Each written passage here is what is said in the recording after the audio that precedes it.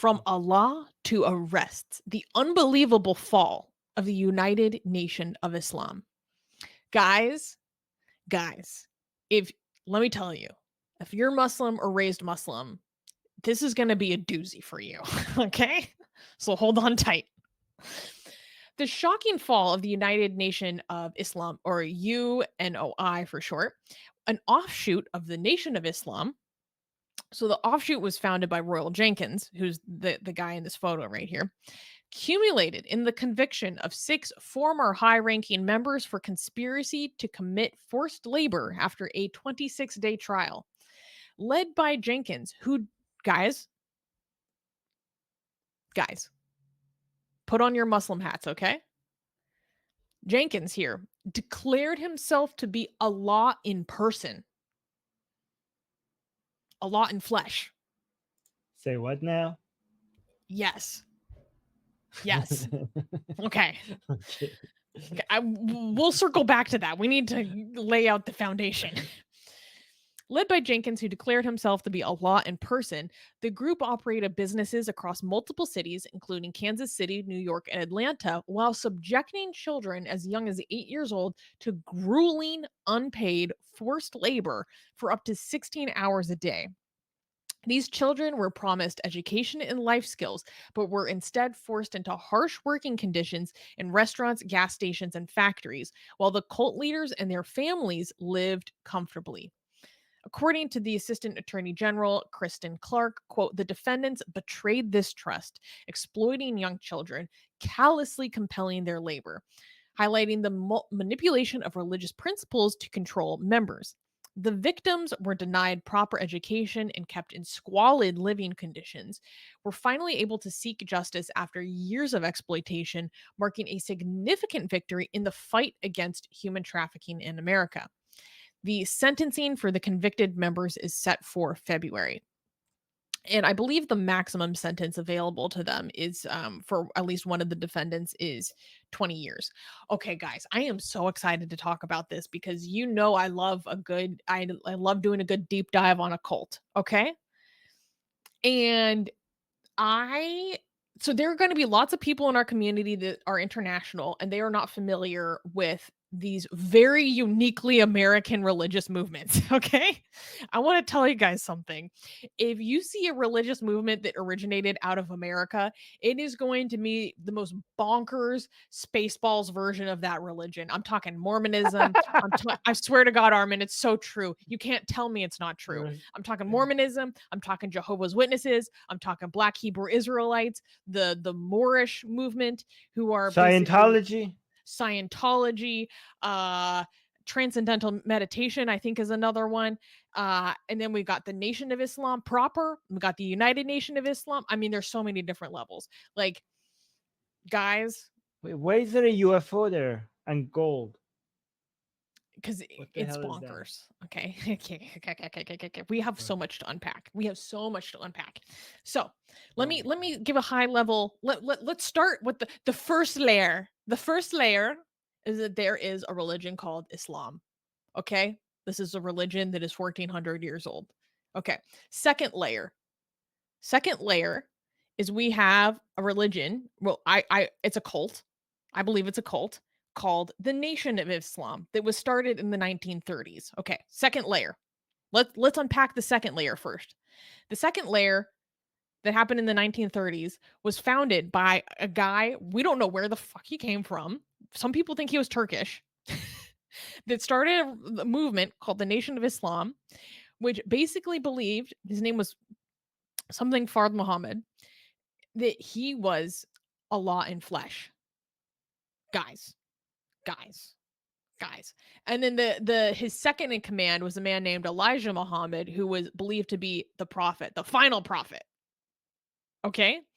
So again, and these are people that call themselves the Nation of Islam. In America, they sometimes used to be referred to as Black Muslims.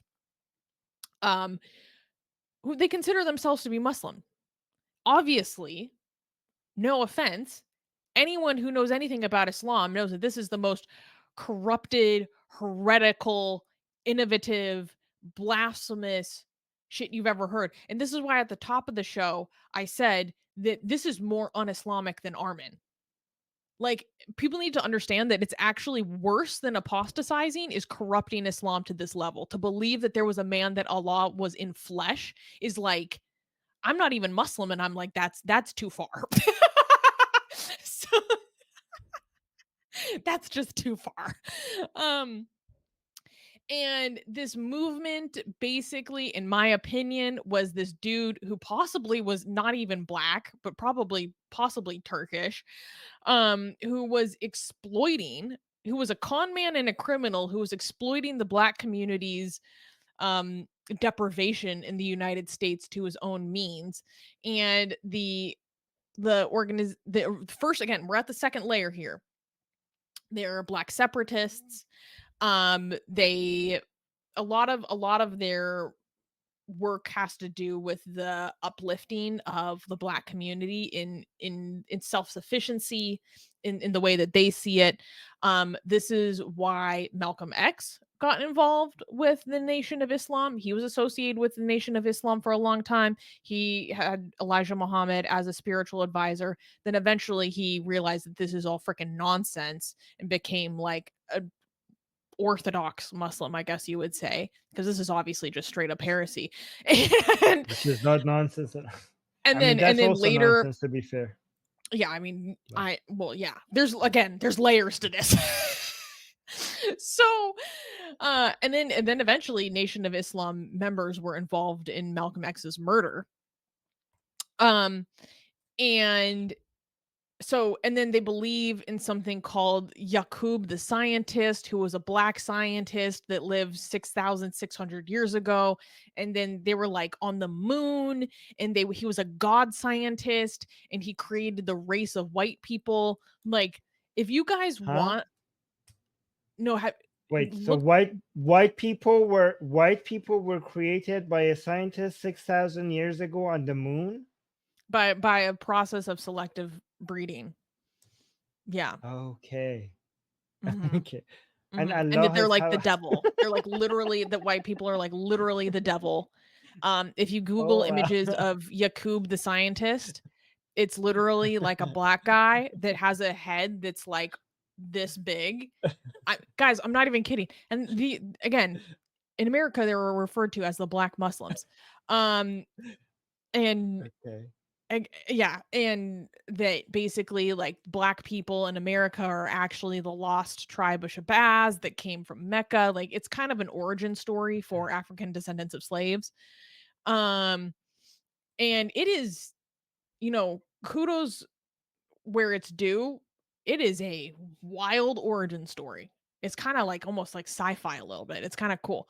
But it's it's wild. This Yakub the scientist died at the age of 150. That he How do you practiced spell his eugenics. name? Yakub? Yeah, Yakub. Oh wow. Um, and then so anyways, I'm getting sidetracked. Okay, so that was the first layer. What? First This layer. guy No, has technically, his excuse me. own Yeah, the yeah, scientist yeah, has yeah, his yeah. own This is what I'm talking Wikipedia about. page. This is Yakub. Okay. The moon scientist? And The that's why moon is god this scientist. okay. Okay. Yeah, so obviously, this okay, again, let's rewind. Okay, we have first layer Islam, second layer Nation of Islam. Okay, and this is the nonsense that's only on the second layer, right? That was only the second layer of nonsense. Okay, so what happened with the third layer, which is the group that we're actually talking about now? So the third layer of the cake is the United Nation of Islam, which basically started when the when in the 1990s, when this the leader of the cult, Royall Jenkins, split off from the Nation of Islam and started his own cult. So it's like a cult that split off from a cult. So white people were created by a Ferengi. Yes. Yes. And this is part of why they think like white people are subhuman. It's a whole thing. It's a whole thing.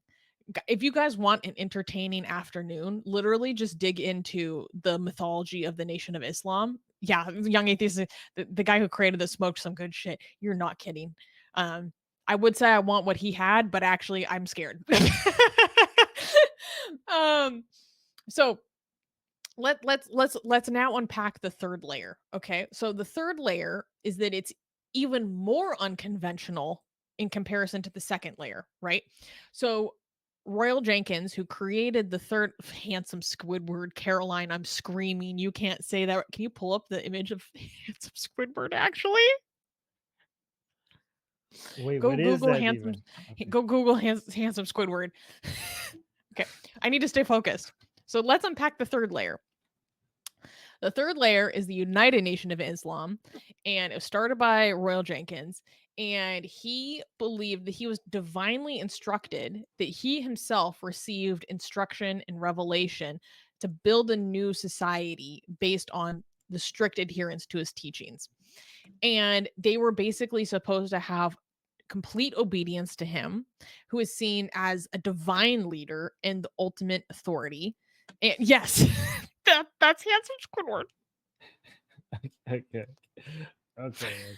And that the United Nation of Islam has a lot of similar rhetoric around black self-sufficiency, but the Nation of Islam itself goes all the way into black separatism. Except the UNOI is even more authoritarian, more controlling, extremely high controlling, and more isolated, encourages even more separation from mainstream society. And they do have broad themes of black empowerment, but it's even more strictly designed to fulfill the vision of the guy that was the original splinter, Royall Jenkins. So let's unpack into what this group did, the UNOI. So let's just take Yakub off for a second. I can't deal with his big head. So basically this group has been operating since the 90s, has been accused of human trafficking and forced labor and child labor. So what would happen is that this group would who had members across the country would convince parents to basically send their children to the supposed schools of this organization across the country.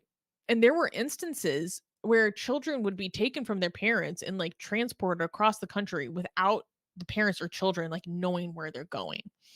And then the children were only allowed extremely restricted access to their parents, and there was a promise that these children would be receiving proper education in the beliefs of the group, but really they were being forced into labor, and they would face extreme punishments if they were disobedient, if they did not follow the really strict rules.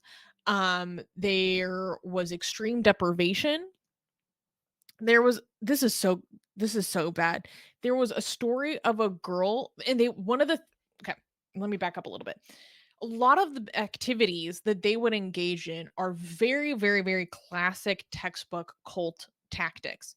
So, textbook cult tactics is to control your environment to the highest degree. And when someone has an extremely high degree of control over your environment, they are more easily able to indoctrinate you. So, and this is what you see in like re-education camps. Um, the textbook study of Can I this, put pictures on the screen while you're talking? I'm gonna find it a little bit distracting. Can I finish this? Okay. Okay. Yeah. Um, Go ahead. We have 5 minutes. so what they would do is basically control the amount of food that these people could eat. They would control how much water they could drink. They would mandate how much women could weigh and would have weigh-ins. There are stories of There was a story of a girl who was so desperately thirsty that she was forced to drink water out of a toilet. They would deprive these children of education. They would force them into working at their various businesses around Kansas City. And what was so bad was that this was actually perpetuated or furthered by the actions of the Kansas City government itself. Because in the early 2000s, the Kansas City government donated several previously government held buildings to the work of this cult because they believed that this cult was doing work to make a bad dangerous neighborhood better. But instead, they were using these facilities to abuse children and separate them from their parents and traffic them across state lines. And so this was in Kansas City, Kansas, not Kansas City, Missouri, for anyone who's curious.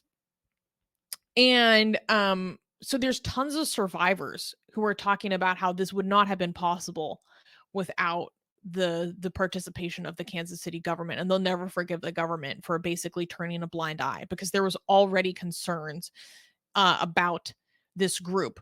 And one survivor actually won the largest judgment against a human trafficking organization in US history, I believe, $8 million. And so what people need to understand is that this is textbook tactics because what cults can do is when they restrict the amount of calories you have, when they force you to work extremely hard so that you're very tired, when they restrict how much sleep that you can have, you are psychologically weaker because your basic needs are not getting met. And this is how they are more easily to force you into undue influence. Um and and they were doing this systematically to children. So basic and also this leader, he died because of COVID, but he had tons of wives. One of his wives was his own stepdaughter. And then they became the largest enforcers of this group's tactics. They wouldn't let people get medical care. There was one girl that was 14 years old that had cancer. They would not let this 14-year-old with cancer go to the doctor until the day before she died. They let her go to the hospital and then she died of cancer. Like it's horrific. It's really, really bad. So now a bunch of these top leaders, because the main dude died, but the group continued. Although now everything's kind of disillusioned because the feds went after them. Um, Now they're all going to go to jail. They're not going to get sentenced until next February. But they have been found guilty. They've been found guilty, which is Yeah. you love to see it. Asian That's American good. is saying that is the most outlandish fanfic I've ever heard. Yeah, this is crazy.